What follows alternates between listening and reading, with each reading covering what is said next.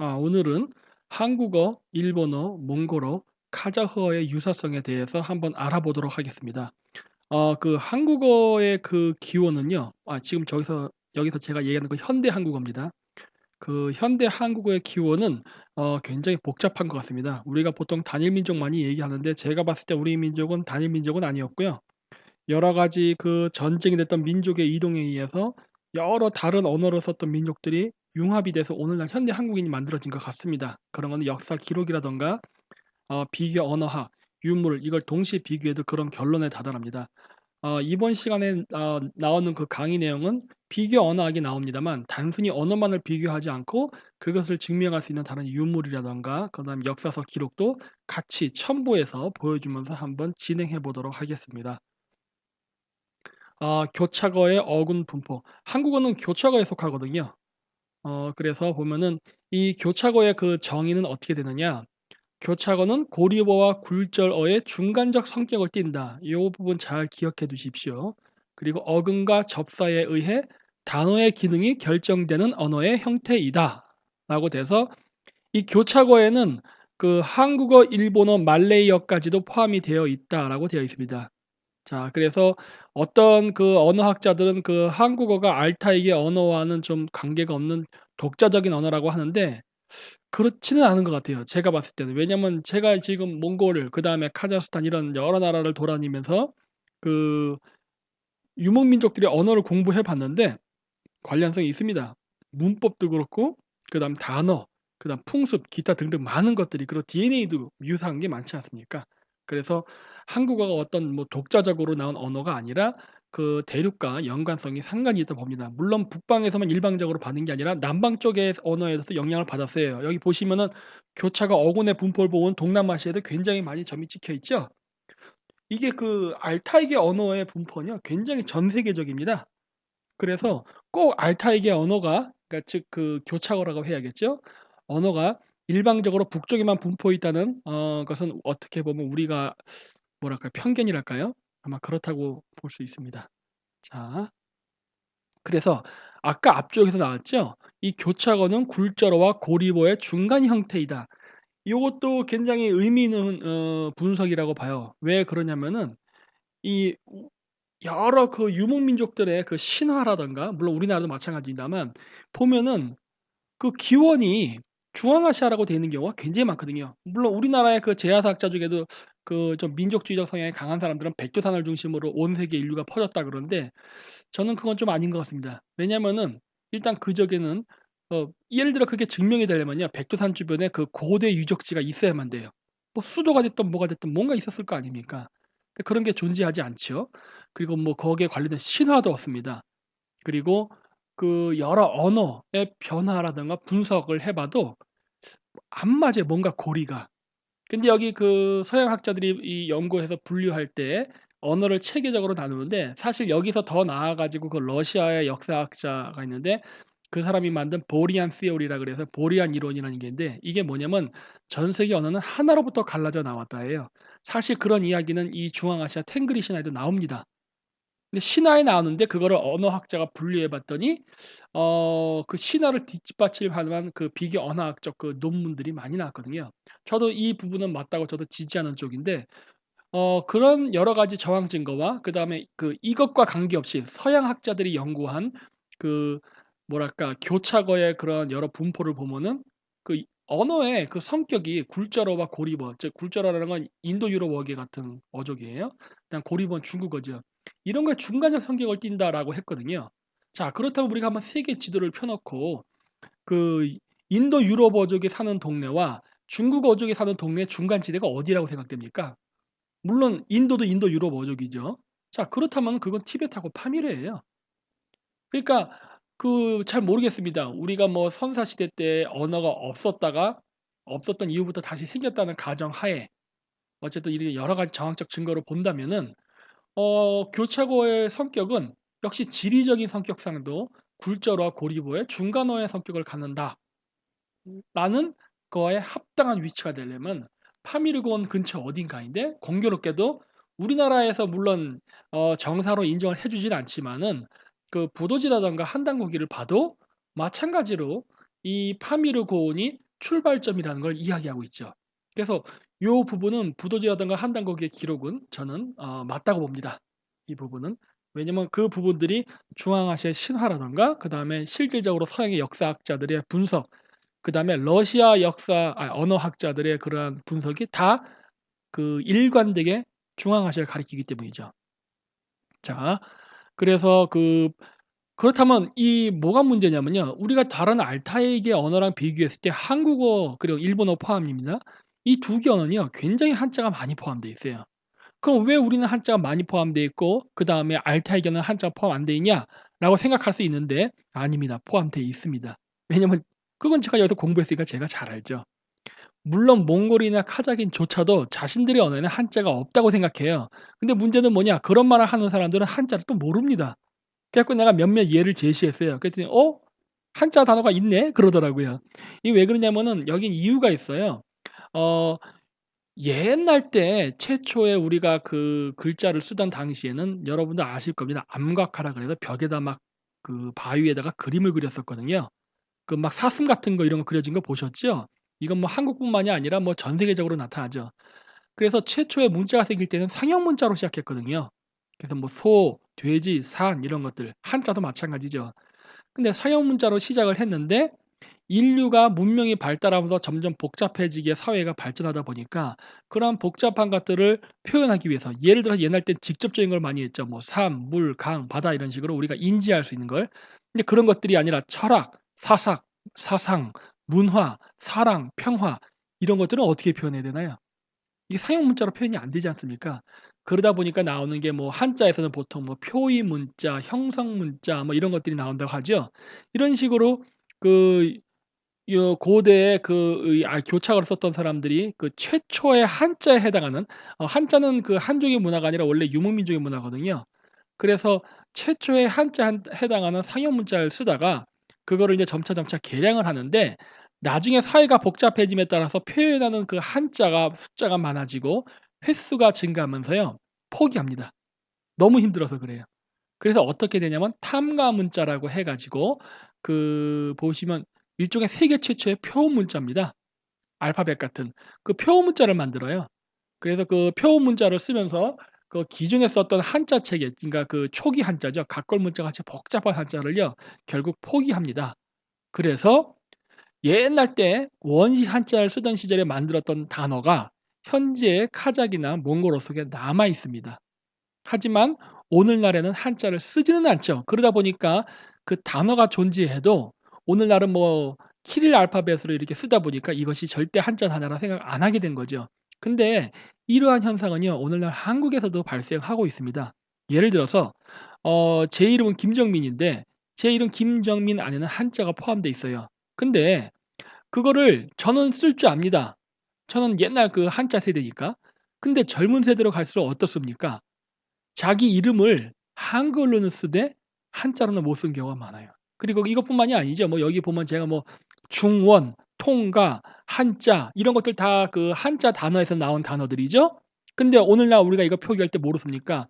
옛날 그 기마 민족들처럼 표문자 즉 한글로 쓰고 있지 않습니까?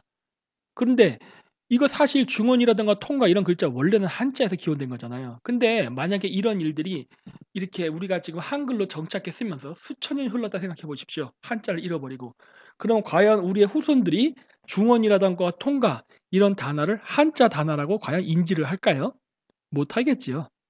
이런 일들이 이미 그 수천 년 전에 유라시아 대륙에서 발생한 겁니다. 그러니까 자기네들이 만들어서 한자를 썼지만 사회가 복잡해지면서 그 한자를 통해서 표기하는 데 문제점이 생겼기 때문에 문자를 바꿔 버린 거고 그 문자를 바꾸면서 자기들 기억 속에서 사라졌지만 여전히 단어로는 존재하는 것이요.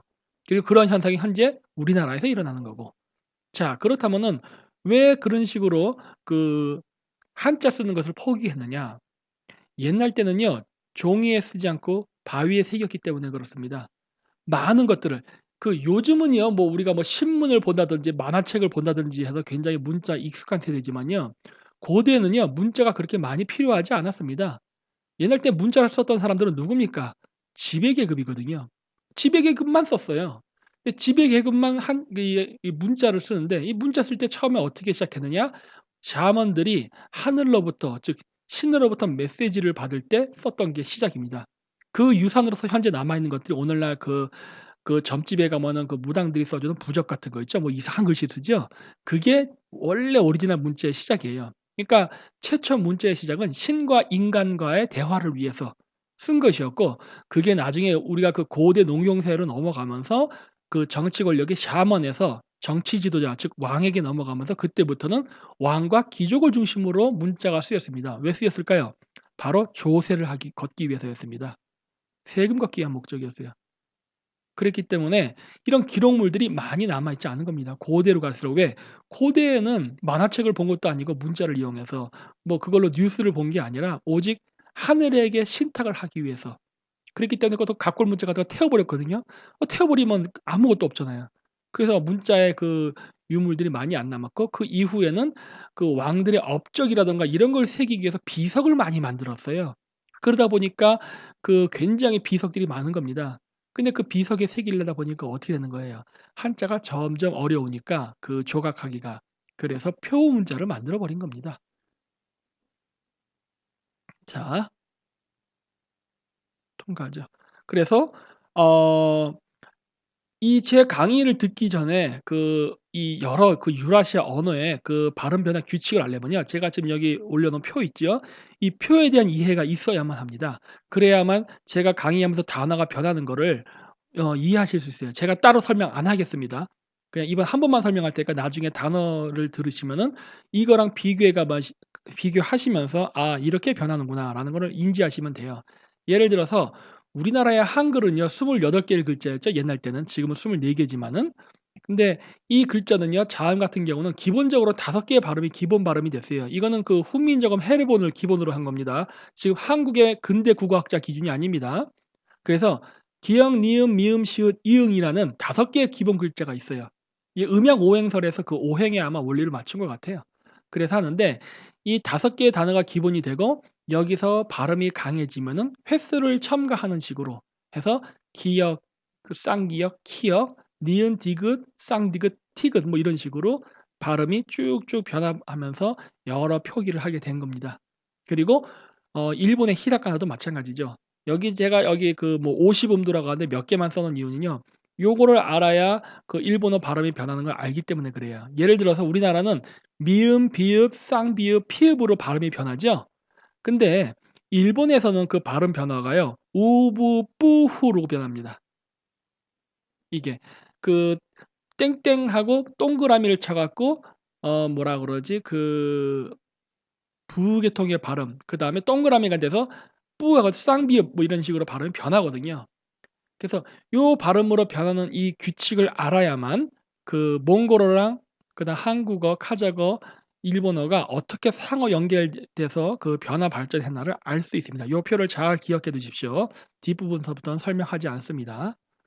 자, 그래서 이 실크로드를 따라서 우리가 파미르로부터 온 것 같습니다. 왜냐하면은 아까 얘기했듯이 역사적인 문헌 기록, 그다음에 아까 서양 역사학자들의 교차거의 그 특성 했을 때 중간지대를 했잖아요. 그 중간지대가 역시 파미르거든요. 그러면 거기서 오면서 우리가 중원을 통과했기 때문에 한자의 그러한 단어들이 우리 단어 속에 포함되어 있습니다. 물론 유목민족에게도. 자, 그렇다면 그런 증거들이 존재해야 되는데 제가 너무 많았는데 그 시간 관계상 몇 개만 제가 예를 제시했어요. 예를 들면 여기 먹다라는 단어입니다, 한국에. 이 먹다라는 단어는요, 일본의 타베르랑 관계가 없어요. 그래서 인제 한국과 일본의 국수주의적인 그 국어학자들은 뭐라 그러느냐, 이런 것들을 예를 들면서 한국어랑 일본어, 즉 한국 민족과 일본 민족은 아무런 관계가 없다라고 얘기하는데 고거는 아닌 것 같습니다. 왜냐하면 이유가 있어요. 자, 예를 들어서 먹다라는 단어의 먹은요, 아마 이 먹이라는 단어는 옛날 때 어떤 명사에서 왔을 겁니다. 근데 그거를 찾을 수 있는 게 어디서 왔냐면 몽골어예요. 마흐입니다. 마흐. 고기라는 소리예요. 우리가 옛날 때 밥을 먹다니요, 유목민족 사람들한테 밥이 뭡니까? 고기입니다. 여러분들은 밥하면 지금 쌀 생각하죠. 왜냐? 지금 한국 애들은 농경 민족화됐기 때문입니다. 근데 몽골인들한테 그 밥을 주잖아요. 즉 쌀을 주잖아요. 그 사람들은 쌀을 밥으로 생각하지 않아요. 이 사람들은 고기를 줘야 밥이라 생각하지. 그래서 우리나라의 먹다라는 단어는 우리가 유목민족 시절에 온 단어이기 때문에, 즉 밥을 먹는다, 이 먹다라는 의미는 고기를 먹는다에서 왔을 거예요. 그래서 한국말의 먹은 몽골어의 마흐랑 관계가 매우 깊다고 저는 봅니다. 자, 근데 몽골에서는 먹다라는 단어가 마흐 뭐 이렇게 해서 나가는 게 아니라 이데흐라는 단어가 있어요. 이 영어의 eat랑 저는 관계가 있다고 보는데 이 이데흐라는 단어는 어디서 왔느냐? 그 한자의 고기 육자에서 온 겁니다. 저는 그렇게 지금 추정을 하고 있어요. 자, 이데흐라는 단어는 영어의 eat랑도 관계가 있는데 이건 한자의 고기 육자랑 관계가 있습니다. 근데 공교롭게도 영어의 eat는요. 카자흐에서 고기를 뜻하는 이에트랑 단어가 비슷합니다. 어떻습니까? 카자흐의 이에트는 고기, 몽골의 마흐는 고기. 그런데 영어에서 먹다는 eat, 즉 고기라는 단어를 이용해서 먹다라는 의미를 만들었는데 한국에서도 먹다는 뭡니까? 몽골의 마흐, 고기라는 단어를 이용해서 먹다라는 단어를 만들었죠. 야, 그러니까 이거 보면 어떻습니까? 실크로드 대륙을 따라서 한국의 먹다라는 단어가 전혀 영어의 이트랑은 상관없는 것처럼 보이지만은 바로 고기라는 개념을 먹는 개념으로 해서 그 단어가 탄생됐다는 것을 알 수가 있죠. 그리고 그런 단어가 탄생하는 데에는 바로 그 동의어들, 꼭 그 마흐라는 단어가 막 변해서 이렇게 간 거라기보다는 뭐 예를 들어서 우리가 그 동의어라는 게 있잖아요. 근데 그런 것들을 이용해서 했다는 걸 알 수 있고 그 일본어의 타베르 먹다라는 말은 아마 카자흐의 타막이라는 단어에서 왔을 겁니다. 이 타막이라는 말이 바로 밥, 식사를 뜻하거든요.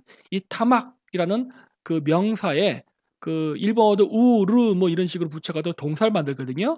그래서 타베르라는 단어가 나왔을 거라고 저는 보고 있어요. 자, 그래서 어떻습니까? 이 단어 속에선 벌써 한자도 나오고 유목민 단어도 나오고 뭐 영어 단어 막 나오는데 서로 꼬리를 물고 물어서 이렇게 연결되어 있다는 걸 알 수 있죠. 자, 또 다른 예를 보여드릴까요? 먹다. 좀 더 한자에 가까운 것들. 우리가 밥이라는 단어가 있고 반이라는 단어가 있습니다. 반찬할 때. 이 반이라는 한자 단어는요. 밥이라는 한국의 단어와 어원이 같다고 봅니다. 단 오늘날 밥이라는 단어는 사투리가 돼 버린 거고 그리고 반이라는 단어가 표준 한자 발음이 돼 버린 것뿐이죠. 이런 것들은 많습니다. 말 맞자. 말과 마는 완전히 다른 단어였을까요? 아니죠. 말과 마는 그 같은 어원을 갖는 단어인데 사투리였을 겁니다. 근데 이 사투리 단어 중에 뭐 정치 권력이 우세한 쪽의 언어가 표준어가 돼 버리다 보니까 말을 표준 발음으로 말을 사투리로 해서 현재 그냥 우리는 그걸 순수 한국말이라고 인지하고 있는 것뿐이죠. 자, 그래서 이 밥이라는 단어는 한자 반, 중국말은 판이죠. 이건 제가 이 한자 단어를 쓴 이유가 있습니다. 왜냐하면 지금 현재 한자 단어는 여진족 만다린 단어예요. 만주족의 언어입니다. 만주족들이 썼던 한자 발음을 인용해서 오늘 현재 그 중국 표준, 북경 표준어 한자 발음이 그 확립되었기 때문에 여기서 제가 한자 단어를 쓰는 거는 중국어랑 비교하는 것이 아니라 여진의 한자 발음을 비교한다고 참고해 주시기 바랍니다. 자, 근데 이 밥반자를 갖다가 중국에서는 판이라고 쓰고 우리는 밥이라고 쓰는데 똑같은 이 판이라는 한자 단어를 일본에서는 항이라 그럽니다. 항. 그래서 혹시 여러분 그 여행하실 때 일본에서 고항이라는 단어 들어보셨습니까? 고항? 고는 이제 어조사 어자서 아니 그 뭐라죠? 존칭어를 써 가지고 한 거고 항이 바로 밥반자거든요. 근데 거기서는 반 이렇게 발음하지 않고 항 그럽니다. 항. 비읍의 희읍화 현상이에요. 어? 희읍 현상이라서 밥이라는 단어가 나타나네? 그래 갖고 시작했어요. 그렇다면 이거는 다른 지역에도 이런 현상이 나타날까? 몽골어에 있더라고요. 몽골에서 홀 이게 바로 밥이란 소리입니다. 즉 밥반자의 한자는요. 한국에서는 밥이라 발음되고 만주 여진족에서는 판이라 발음되고 일본에서는 항 그리고 몽골에서는 홀로 발음됐다는 걸 알 수가 있죠. 이런 식으로 비읍과 희역이 왔다 갔다 하는 이러한 현상은 왜 일어나느냐? 이 원인을 알려면요. 중세의 조선어를 보면 어느 정도 힌트가 나옵니다. 제가 오른쪽 위에 이렇게 노란색 쪽에다가 글씨 써 놨지요. 이게 바로 순경은 비읍, 그다음에 여러 그 관련 파생어입니다. 뿌뿌뿌죠. 근데 이게 영어의 F 발음 비슷한 발음인 것 같더라고요. 그래서 저 밑에는 라틴 알파벳 F 발음과 그 위에 키릴 알파벳 발음으로 푸, 우, 흐 이런 식으로 써 놨는데 이 발음들이 다 바로 그 어떤 그 고대의 단어 에서 이 각 지역으로 민족이 이동을 하면서 발음을 취할 때 어떤 민족은 비읍 발음을 취하고 어떤 민족은 히읗 계통의 발음을 취하면서 오늘날 밥, 항 이런 식으로 그 언어가 갈라진 것 같습니다. 자, 그래서 이제 그 한자의 기원이 나오죠. 한자의 기원을 봤더니 그 이렇게 나오더라고요. 물론 이거보다 더 오래된 한자도 많이 나옵니다. 근데 일단 중국 학자들이 말하는 그 한자 기원만 보면은 발견된 지역이 시안하고 린통이래요. 이게 지금 진시황의 진나라 쪽이죠. 이쪽에서 많은 그 발견되었다라고 하는데 이것도 굉장히 흥미로운 거예요. 왜 그러느냐? 이 시야는요, 실크로드가 지나가는 지역입니다. 뭐 요즘 시진핑이 뭐 1대1로 할 때 뭐 실크로드의 첫 출발지를 시안으로 잡고 하는데, 이 실크로드를 따고 사실은 고대 문자들이 다 나타납니다. 근데 이 고대 그 한자의 그 어원이 된 문자들이 나타나는데 그런 것도 있어요. 우리 홍산 문명 얘기 많이 하잖아요. 홍산 문명에서 한자의 원류가 되는 것들이 나타난다. 자, 그러면은 이게 왜 이런 현상이 벌어질까 한데요. 이거는 우리가 그 유목민족들의 습성을 알아야만 이것을 알 수 있습니다. 한자가 왜 중원에서도 나타나고 그다음에 그 유라시아 초원지대에서도 같이 나타나냐? 유목민족들의 이동 습관 때문에 그렇습니다. 제가 여기 여름길, 겨울길이라 써 놨죠? 그 우리가 이야기하는 실크로드라는 건요, 겨울길입니다. 겨울에 유목민족은 이동을 할 때 저 북쪽 시베리아는 춥기 때문에 남쪽에서 이동을 하거든요. 그래서 우리가 알고 있는 실크로드 길은 원래 유목민족들이 겨울에 이용했던 길이고요. 그다음에 그 여름에 이용했던 길은 바로 홍산 문명이 나오는 그 뭐라 어디더라? 그 홍산이란 지역 있죠? 내몽골 지역. 거기 뭐 바이칼 호수, 그다음에 알타이 자치공화국, 카자흐스탄의 북부 이쪽으로 이동하는 초원의 길이 있어요. 이쪽 길입니다. 그래서 이 지역을 중심으로 해서 고대 한자 단어들이 많이 나타나는 거죠. 그건 왜냐? 아까도 얘기했듯이 이 사람들이 원래 만들어 썼던 글자거든요. 그리고 최초의 문자는 뭐였다? 신과 인간 간의 그 의사소통을 위한 신탁 문자였기 때문에 바로 샤머니즘의 성지가 있는 지역에서 집중적으로 고대 한자어가 발견되는 건 너무나 당연한 겁니다. 자, 그래서 보십시오. 요거는 제가 갖고 있는 책에서 일부 뽑아 갖고 보여드리는 건데 어떤가요? 각골 문자 한자 많이 나오죠? 여기 나오는 이 글자들이 나중에 각골 문자의 기원이 돼요. 여기 하늘천자 각골 문자도 나오고 뭐 한국할 때 한자도 나오고 막 그래요. 제가 지금 여기서 뭐 손가락으로 가르쳐서 보여드릴 수는 없는데, 그래서 이런 글자들이 이미 고대로부터 쓰였었습니다. 근데 아까 여기 보시다시피 어떻습니까? 바위에 새겼죠? 이렇게 바위에 새기다 보니까 점점 한자처럼 획수가 복잡해지게 되면은 바위에 새길 수 없게 돼 버린 거예요. 그러다 보니까 이렇게 초기 그 원시 한자를 쓰다가 이걸 포기하고 오늘날 우리가 그 뭐지?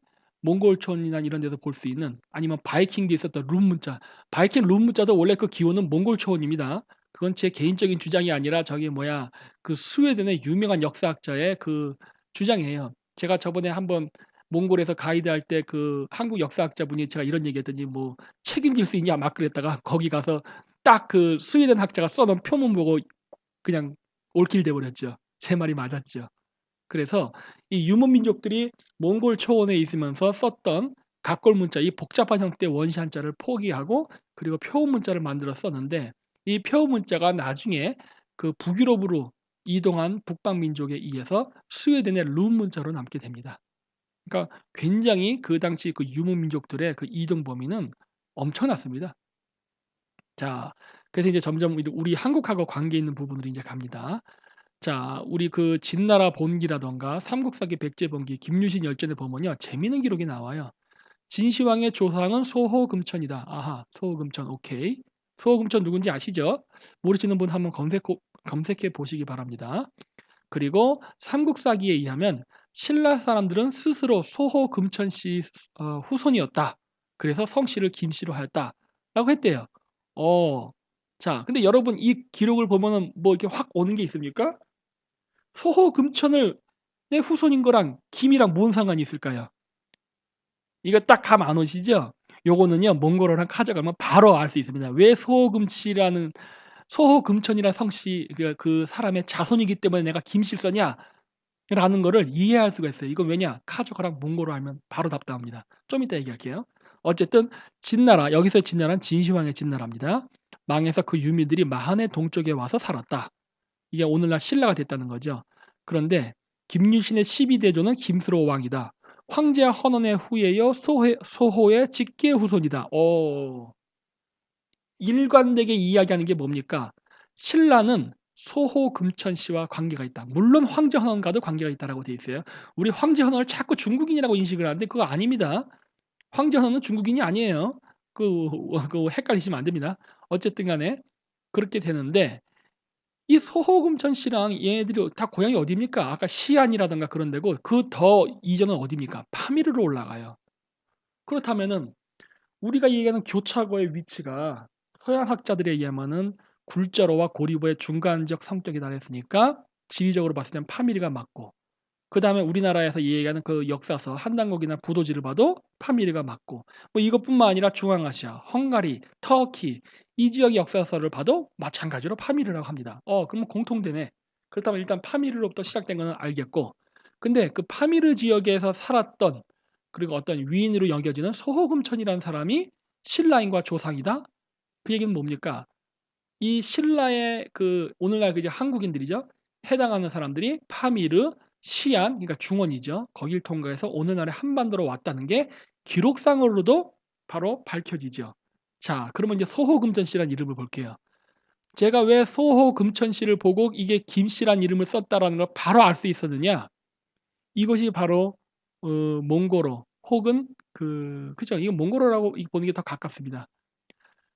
그 일본의 신라계의 그 도레인으로 추정되는 그 유명한 가문이 있었습니다. 바로 소가씨입니다. 소가. 소가라고 혹시 아시는지 모르겠습니다. 소가 모노가타리, 그래서 소가족의 그 신화된 것도 많이 나오고 하는데, 이 소가라는 성씨가 무엇일까예요. 근데 재밌는 게 일본에서 그 소가라는 걸 이름을 쓸 때 사슴록자를 씁니다. 그래서 바로 알았어요. 아하, 이거는 몽골의 소고구나, 소고. 그러니까 소가라는 이름은 몽골의 소고와 관계가 있을 겁니다. 소고가 뭐냐? 바로 술록입니다. 아, 술록. 자, 그렇다면 소호금천의 소호는 무엇이냐? 바로 술록을 뜻해요. 그렇다면 금천이 무엇인가를 알아야 돼요. 금천은요, 이거는 알튼, 즉 카자거로 황금을 뜻하는 단어에서 나온 단어입니다. 그래서 소호금천이라는 단어를 오늘날 우리가 알아듣기 쉽게 현대 몽골어로 번역을 하면요, 소고알튼이에요. 즉 무슨 말이냐? 황금사슴이라는 말입니다. 아, 근데 이렇게 되면 바로 답이 딱 나오죠. 스키타이 지역들이 자신들의 왕을 뭐라 표현합니까? 황금사슴이라고 표현하죠. 소호금천, 즉 소고알튼이라고 표현합니다. 자기는 황금사슴족의 자손이다 라는 말을 하고 있는 거예요. 근데 왜 그러면 김씨를 성으로 썼죠? 알튼, 이게 금이거든요. 그러니까 당연히 그렇게 썼지. 그러니까 소고금천 씨의 후손이니까 성을 쇠김자로 쓰는 건 당연히 맞는 겁니다. 이거는 몽골어와 그 카자흐로 보면 바로 알 수 있어요. 그러니까 우리 김씨의, 저도 김의 김씨입니다만, 이 김씨 이 일족들의 그 고향은 원래는 파미르, 즉 중앙아시아 근처였다는 것을 알 수가 있습니다. 자, 보십시오.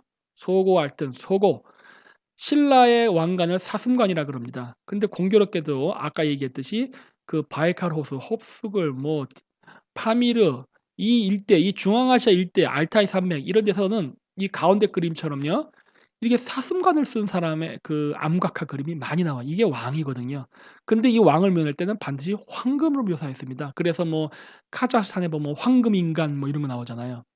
황금색 옷을 입고 황금관을 썼으니 뭡니까? 황금사슴, 즉 소고알튼이죠. 이 사람들이 바로 지도자였죠. 종교적 지도자였습니다. 근데 공교롭게도 이러한 그 전통은 바로 그 유럽 전역에 살았던, 물론 오늘날은 아일랜드에만 삽니다만 당시에는 유럽 전역에 살았거든요. 켈트족도 똑같죠. 켈트족도 머리에 뭐 쓰고 있습니까?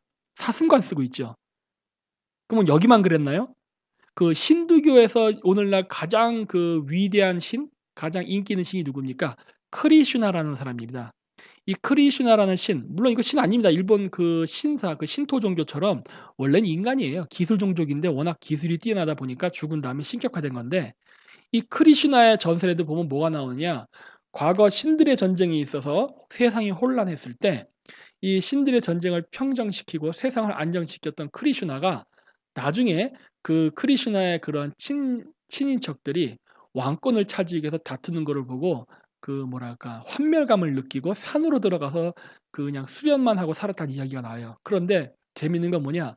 크리슈나가 산속에서 수련하고 이렇게 살고 있었는데 사냥꾼이 크리슈나를 사슴으로 오인하고 활을 쏴 죽였다는 얘기가 나와요. 그러면 자 생각해 보십시오. 왜 크리슈나를 사슴으로 오인했습니까? 이유는 간단해요.